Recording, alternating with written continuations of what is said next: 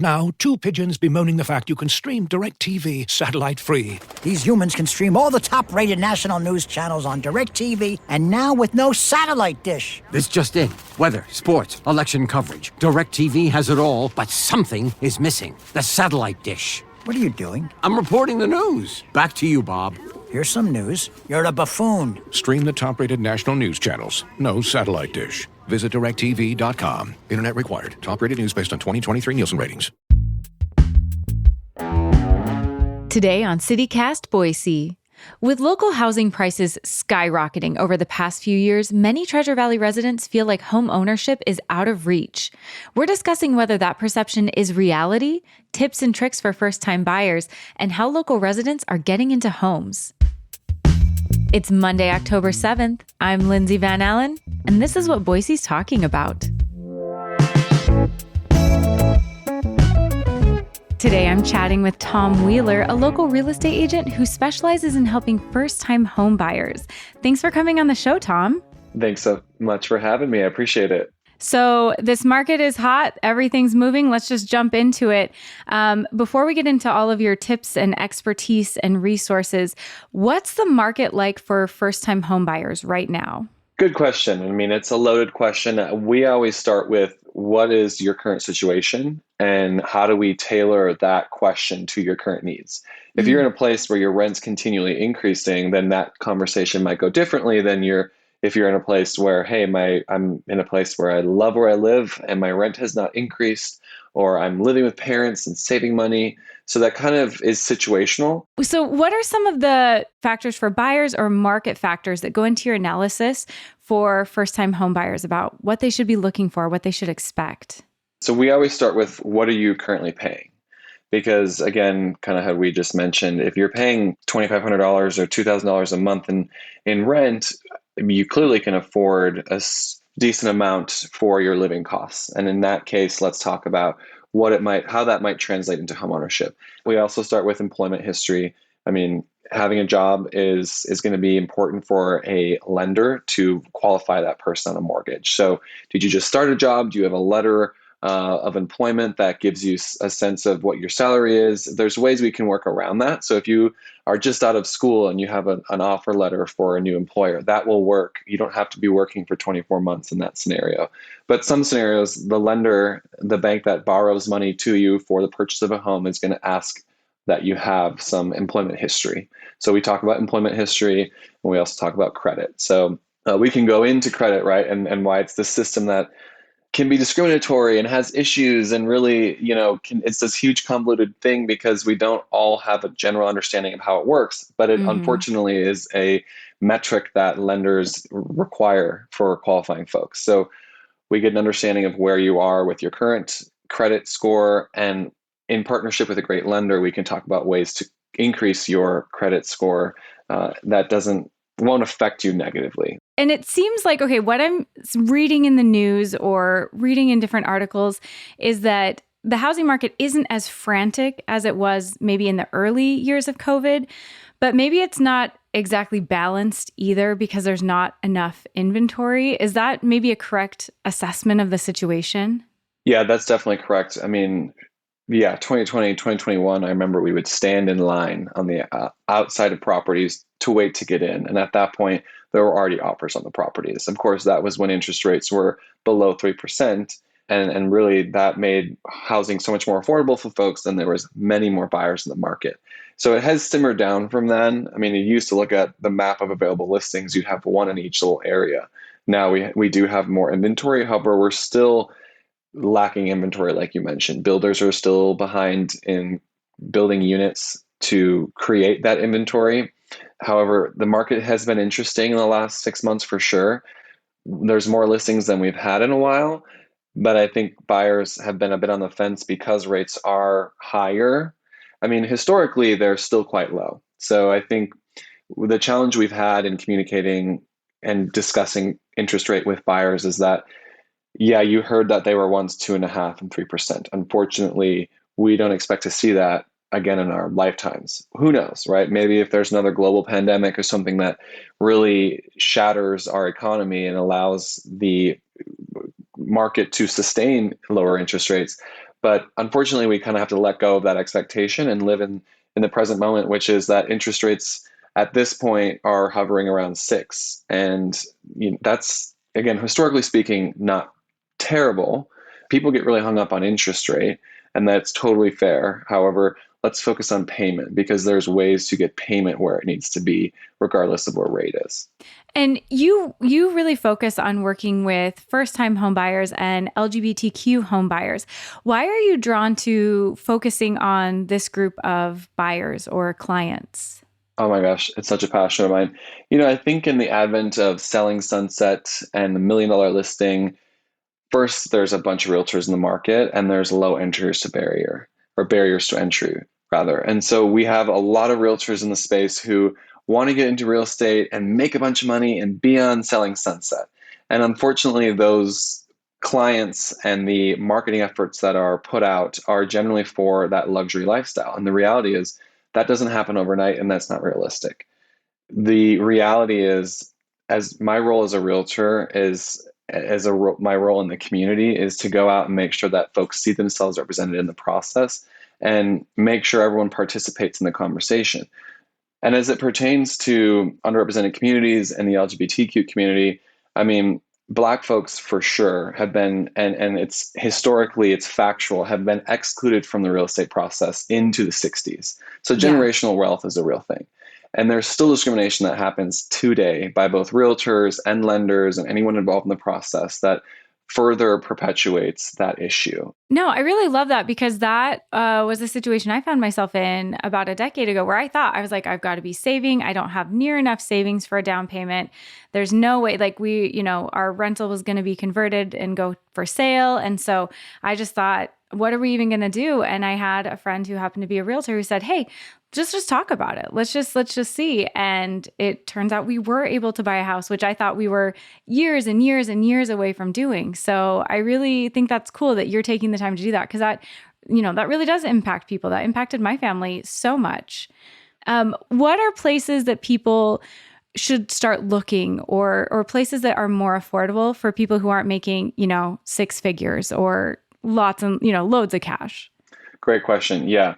Well, I think that I produced Canyon County Pride, and a part of that was a nonprofit I was volunteering for down there. But another part of it was I was taking so many of my LGBTQ folks and my folks who didn't make 6 figures, and not that those are the same things, but folks who are just not, who are either underrepresented, who just have additional barriers to the process and to affordability, which is, let's be real, most of us, right? There's a lot of folks moving from out of state, selling their homes in the West Coast for 3 times the average sale price here, and they can easily afford. But our local Idahoans who, are teachers and who are working at the airport and working at your local coffee shop, like they are struggling to get into the market, because right now the average price in Boise is $550 to $600. That's insane. I mean, that's drastically changed from even 5 years ago. So with that, Canyon County was a big inspiration for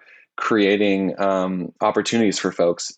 This week alone, I've gotten 2 clients under contract in homes in Canyon County for around $300,000 with seller paid closing costs. So that's reducing the cash to bring into closing. And those are payments that are less than $2,000 a month. And I think one of the biggest factors, correct me if I'm wrong, but one of the biggest factors for people outside of maybe price or, cost per month is this issue of location.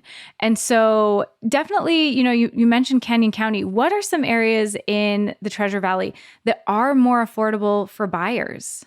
Well, like you said, West Boise. So the West Bench is an area that is really up and coming, and there's lots of opportunity. Boise Bench, where I live, there's a listing that just came on the market down the street for $375.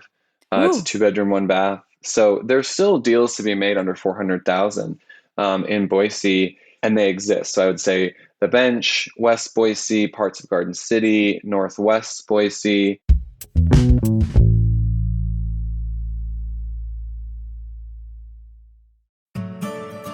This episode is brought to you by BetterHelp. October's spooky vibes and costumes make it one of my favorite times of the year. But if you feel like a mask isn't just part of your Halloween costume and instead is something you're wearing at work and around your friends and family, therapy could be a great way to stop hiding and feel more comfortable being yourself. Therapy has been a fantastic resource that's helped me develop new tools to cope with life's challenges and has empowered me to show up more authentically for myself and the people I care about. If you've been thinking about starting therapy, give BetterHelp a try. It's entirely online, so you have the flexibility to talk to a licensed therapist when it's convenient for you. And it can be tricky finding a therapist you connect with, so BetterHelp has a questionnaire designed to remove the guesswork. Plus, you can switch therapists at any time for no additional charge. Take off the mask with BetterHelp. Visit betterhelp.com/citycast today to get 10% off your first month. That's BetterHelp, HELP.com/citycast. Hi, this is David Plotz of CityCast. Have you thought about a gift for yourself this year? One that has the power to help you grow and learn and become a better version of yourself? Give yourself the gift of language by getting Babbel. With quick 10-minute lessons handcrafted by language experts, Babbel gets you talking a new language in 3 weeks, because talking is the key to really knowing a language. And that's how Babbel approaches it. It's designed for real conversation. So I have a trip to France planned with my girlfriend. Was it inspired by the Olympics? Yes, it was. And it's given me the chance to revive my old high school French. And it's so fun to catch back up with the vocabulary I'd forgotten. To remember all the food, for example. I'm in a lesson on ingredients, so I'm going to make crepes with butter and sugar. Avec sucre et de beurre salé, on va se régaler. We're going to have a feast. They learned this great new French expression too. J'en ai l'eau à la bouche. That means I have water in the mouth. That means it's mouth-watering. Love it. Love French. Anyway, Babbel gets you talking, and studies from Yale and Michigan State University and other leading universities prove that it works. So here is a special holiday deal for CityCast listeners. Right now, get up to 60% off your Babbel subscription, but only for CityCast listeners at babbel.com/citycast. Get up to 60% off at babbel.com/citycast, spelled BABBEL.com/citycast. Rules and restrictions may apply. Tom, a recent study came out that showed that Idaho is the second most unaffordable state to buy a house in, with keeping wages in mind, wages compared to cost of housing. How is this impacting buyers? Do you see this really impacting people and making them feel like they can't buy a house, or has it not really had that much of an impact? I do think that it affects sentiment in the market. I think you talk about the majority of folks who just continually stay renting because of convenience and because of comfortability. I do think that sentiment has an impact on folks saying, hey, maybe I should consider buying. And at the same time, again, if you're open to being flexible, we always have a T chart of like wants and needs, right? And you might just have to give up some of those wants. The needs, we're going to shoot for. So that's square footage, that's bedrooms, bathrooms, garage, location. We're going to try and work with that. But yeah, I think that those stories and affordability in general it affects buyer sentiment for sure. And I think there's this idea, I really want to clarify if this is accurate, but there's this idea that the further you get from Boise, like into Meridian, into Nampa, the more affordable houses are. So is that really accurate? And if it is accurate, what are buyers able to get like in Nampa that they might have to compromise or just not get if they want to buy a house in Boise? Yeah, I think that's more or less true. You look at any big city, right? If you're in the center of that city, the farther you go out, the more affordable it might be. And I think Boise is often compared to Austin 20 years ago. So we have the river going down the middle of the city. We have the green belts. We have all these great things happening in Boise. And the reality is there's cranes downtown building more and more apartments and building more and more infrastructure. And I think we have to accept that we're in a city that's growing faster than we can keep up with. And then part of that is accepting you might have to live a little bit farther out of town. So, in the same vein of compromises or what people can expect, if people are really looking at living in Boise or, any part of Boise, what kind of things can they expect at about a $400,000 house?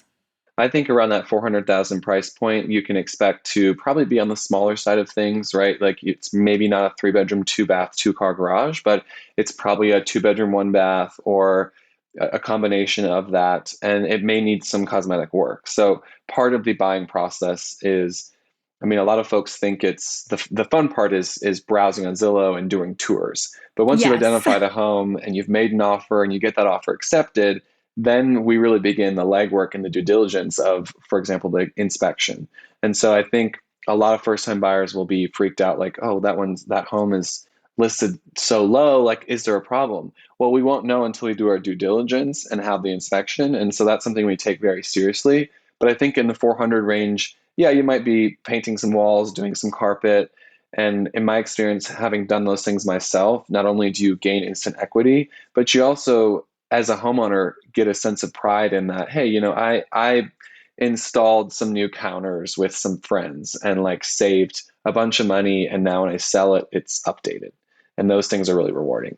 And we talked on this podcast a couple of weeks ago about the trend in homes in this area that they're actually shrinking, that the houses are having smaller square footage and maybe less shared space, like no formal dining room or no formal sitting room or living room. Do you feel like your clients are getting less house but paying more these days? Yeah, it's interesting. I do think there's a trend of even the uber wealthy who buy big homes, like that's just not as much of a thing. Like no one wants 10,000 square feet anymore. Even like our luxury market does not have, you're not seeing like huge spaces being done. It's just, I think that that's a little bit going away. But yeah, I think that people are purchasing with location in mind more than they are square footage. And again, it's situational. So if you have a growing family, you're going to be really conscious of, does it have that third bedroom? It's also post 2020. Everyone now works out at home or works from home. And so a 3-bedroom, 2-bath is not the same in 2024 as it was in 2015, because that third bedroom, which used to maybe be a guest bedroom or a playroom, is now that space that's utilized for the office or for the gym. And that's become a very real need in people's searches. So I would say the 4-bed is the new 3-bed. Oh, that's a really interesting way to look at it. We've touched on it before, but I definitely know, talking to people, the high interest rates have scared people when it comes to home buying. So, the Fed just announced they're going to be lowering interest rates a little bit. What are rates that new buyers should be looking for if they're seriously contemplating getting into the buying process? Well, one thing is, I think folks, when they start the process, can be a bit overwhelmed because it's like, hey, talk to this lender or this bank or go to this credit union. And the reality is, a lot of the rates and a lot of the closing costs are going to be comparable. You might have a credit union who has a 5.5% rate and a bank that has a 5.75 rate. And the reality is, you still have to consider closing costs. So the rate that's 5.75 might have a little bit less in closing costs, whereas the credit union that has a 5.5 might be a little bit more expensive in closing costs. So you always want to request a net sheet, so you can kind of see all the numbers. You see the rate, but then you also see the fees that are associated with closing the loan. Because I know for myself, when I've purchased, you're like, oh, I'm going to go ask that person, I'm going to go ask that bank, I'm going to go ask that credit union. And it gets overwhelming because they're all kind of floating similar numbers and closing costs. So that makes an impact. The other thing that buyers should be aware of is that right now, with more inventory in the market, sellers are having to make more concessions. And you actually get more bang for your buck asking the seller to contribute, let's say $10,000 towards your closing costs, than you would by reducing the purchase price by $10,000. That reduces your cash out of pocket. So there's ways that we can craft this scenario that makes sense for buyers. And I think that that's just not readily available to folks unless you're having a conversation to see how it makes sense for you. Yeah, what are some, I mean, that's a tip I didn't know about. What are some other resources or tips that it would be good for first-time homebuyers to know that maybe would make putting a down payment more accessible or buying more accessible?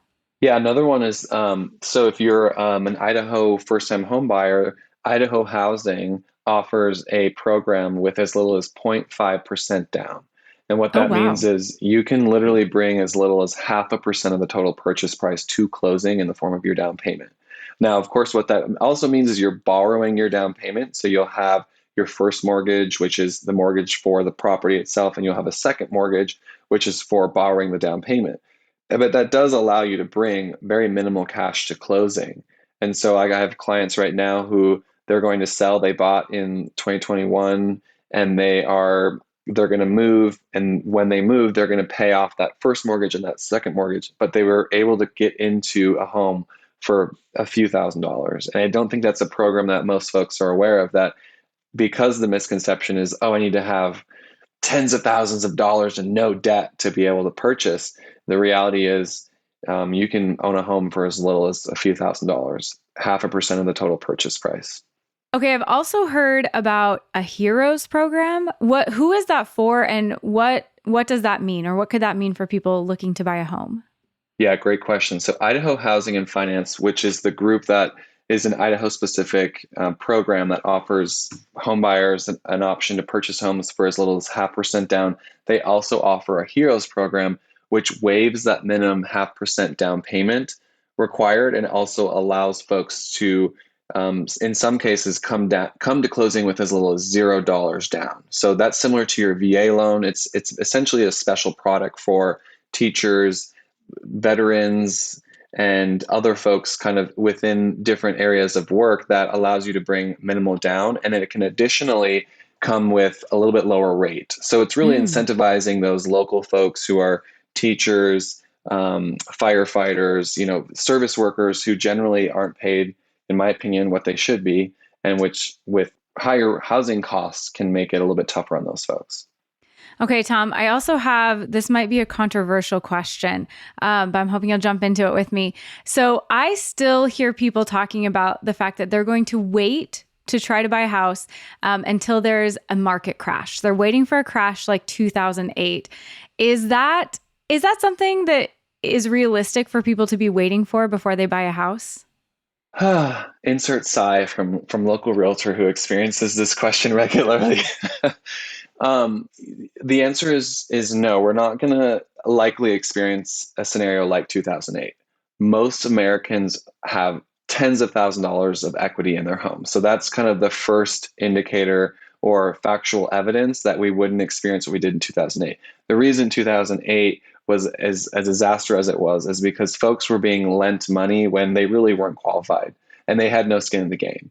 So lending laws are so much more strict as they used to. Ask anyone who's ever applied for a loan. I mean, you get everything about your taxes, your employment, and that just wasn't the case at that time. So the reality is, because values in homes have continued to increase, people have a lot of equity in their homes. And so if they were to potentially go into foreclosure or default, they'd at least have some funds in the form of equity that would save them from foreclosure, which is not the case in 2008. So the short answer is no, we don't anticipate that. And the saying goes, you should buy real estate and wait, not wait and buy real estate, because the reality is they're not making more of it.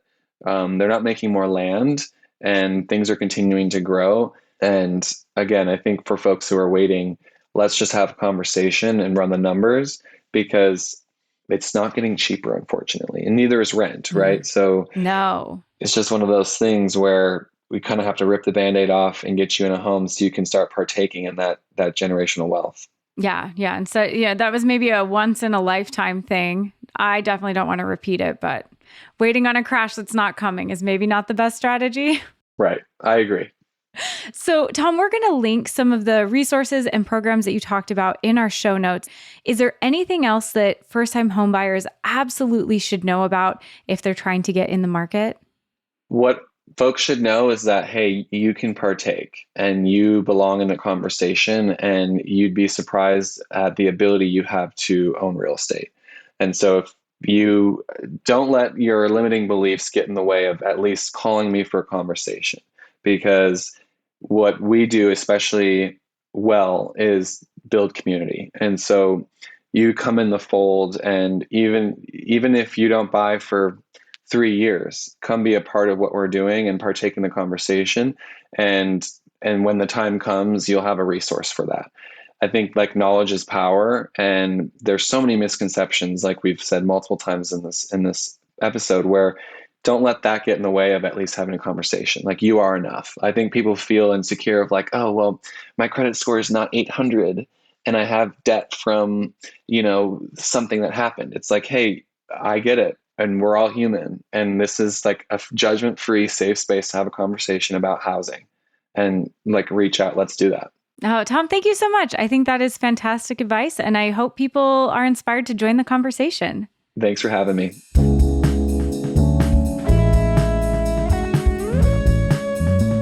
That's all for today here on CityCast Boise. If you enjoyed the show, don't forget to leave us a review. We'll be back tomorrow morning with another great local story. Catch you then.